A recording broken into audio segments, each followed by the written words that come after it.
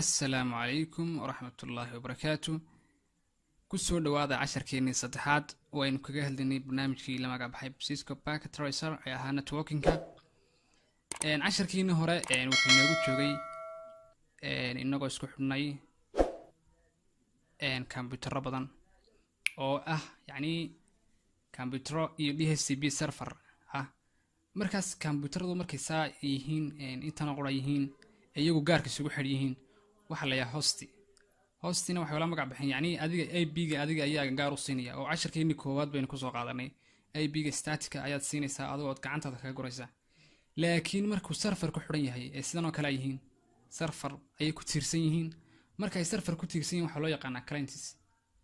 intaan aad yar kala fahantaan ba yara fiican markaas maanta waxaan ku daraynaa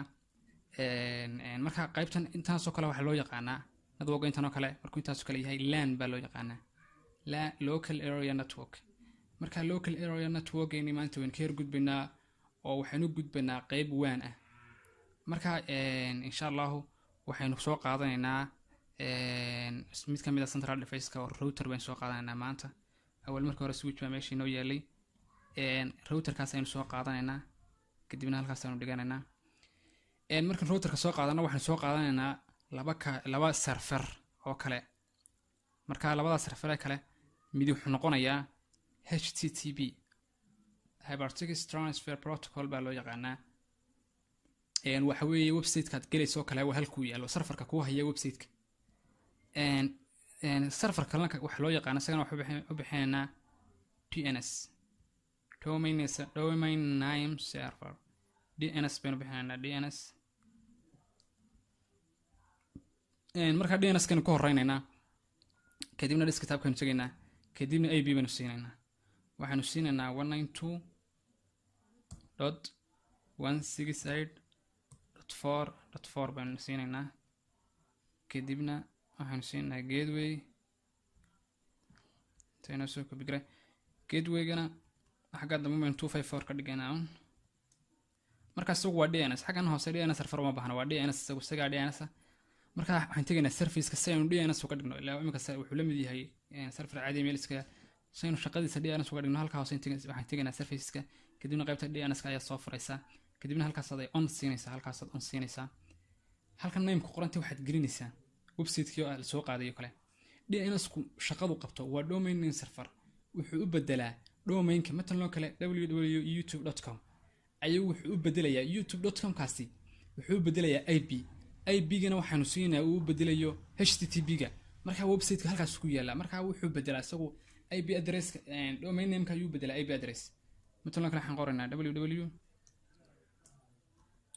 www.youtube.com kadibna address-ka imanaysa kadibna waxaad siinaysaa 192.168.5.5 baan oranaa kadibna add baad oranaysaa kadibna xaggan hoose taabanaysaa kadibna save ayaad leedahay inta marka samayso DNS kaas kaga dhamaaday HTTP-ga isaga waxba ka taagan maysid inta tagto ayuu bad IP soo siinaysaa IP-ga siinaysaa waxa weeye IP aynu soo sineelkii aan website-ka gelinaynay oo ahaa 192.168.5.5 gateway-gana waa sidoo kale waxaan oranaynaa isagana .5.5.254 xagga daba kaga dhig marka isagu maanta DNS ba meeshii inuu yeelan soo sameeyay DNS-ka IP-gan siinay wuxuu ahaa intan buu ahaa 192.168.4.4 siinay marka IP-yada aan saan u qorayo glass C baan isticmaalaya laakiin adoo isticmaalaysa IP-ga doonta isticmaali kara waa optional way marka anu 10 kun baan ku bixinaya kuwan service-ka automatic uu saaran yahay waa kan HTTP waanu furan yahay hadda waxa uu yar baahan halkana uu yar baahan cilmi xoogay inaad u fiirsataan marka waxaan soo qaadan xarkaha inta la qabsanaysan ka automatic iska doortaan in ku wari kadibna inta halka tagto ayaad ku xiraysaa imika xarigani xarkaan kale waad arkaa way madow yihiin xarigan saaco sadad aragto waxa la yahay fiber optic cable xarkaa inta badan ka qaata waan ka qaata internetka ka qayb qaata fiber optic wuxuu data qaadaa form of light buu qaadaa sad la wada socotaan kadib waxaan tagaynaa insha Allah router-ka waxaan ku xiraynaa computer-kan kale DNS-ka waan ku xiraynaa insha Allah isagu ka yar duwan yahay xaqii switchka hore switchka ku yar duwan yahay nidaamka switchka waxaad u baahan tahay inaad soo furto kuwan uu ku xiran yahay oo dhan waxaad u baahan tahay inaad soo furto marka inta halka tagto ayaad saa ugu dhufatay ayaad oranaysaa qaybta configurationka kadibna waxaad furaysaa halka fast internetka soo kale halkaas ka on ka dhigaysaa kanoo kale imka waxa ka hor istaaray ugu horeeyay kanoo kale on baad ka dhigaysaa isna waxa istaaray kaas afraado kale halka on baad ka dhigaysaa isna waxa daarmay waad aragtaan waa kan isaguna daarmay markaad intaas samayso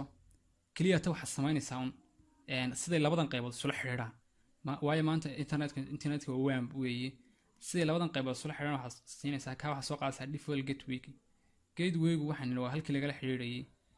computerkaas marka inta soo copy garayso ayaad waxaad halka yar ee xariga uu ka galo ayaad saa click toyo dul saaraysaa kadibna waxa ku soo baxaya port number-ku kaga xiran yahay routerka insha Allah markuu ku soo baxo port number-ku inaga hadda wuxuu noo sheegay inuu kaga xiran yahay fast.0.0 kadibna marka sababta timaado halkaas siinaysaa gelinaysaa gateway-gi sidoo kale kan gateway-gi sida soo qaadaysaa isagana marka soo qaado soo ka bigarayso isagana waxaad eeganaysaa godku portiga kaga xiran yahay port number-ka wuxuu kaga xiran yahay .1.0 fast internet.1.0 kaga xiran yahay kadibna isagana waad ku baas garanaysaa sidoo kale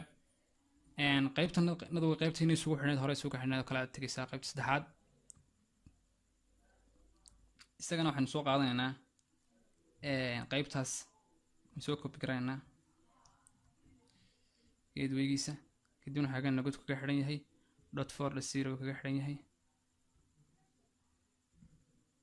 4.0 wakaas markaas waxaanu sameeynaa waxaan ku daraynaa qaybtan DNS baan ku daraynaa wakaas marka DNS-ki domain server baan ku darnay insha Allah marka IP-yadan sinay kuwan u helaan waxaan oranaynaa static baan ku dhufanaa waan ka daadi baan leenahay dib hadana ugu celi si ay u helaan iyagu DNS waayo marka hore DNS name wada kaas kii koobaad ka qaatay kuwa kalena sidoo kale ayana ku sameyn kartaa kii kalena ka qaatay marka DNS-ki maanta way wada haystaan iyagu insha Allah waxaan eegaynaa inuu inoo soo qabto website-kii aan halka gelinay oo ahaa www.youtube.com marka inta ka tagto ayaad wax tagaysaa browser-kiisa tagaysaa imka computer-ka yar ee client-ga browser-kiisa tagaysaa kadibna waxaad ku qoraysaa www.youtube marka youtube-ki caadiga hadda ku soo qaadmaya laakiin html yaro istiskaaba ku soo qaadaya kadibna ka dirto horta ka gala http oo hypertext transfer protocol marka yar bas ka sugaysaa oo soo caadi ku soo qaadaya insha Allah waxa ka soo qaaday waad aragtaan welcome to Cisco Packet Tracer marka haduu sidan ku soo dhiga yani wuu hayaa uu leeyahay waxa Cisco caadi ku soo qaaday nadooguna caadi wada xiriiraya markaas waxa successful waad aragtaan insha Allah casharkeena maanta kulli casharka hore waxaad wadona ka yar dheer yahay halkaas ayaan ku eegaynaa والسلام عليكم ورحمة الله وبركاته.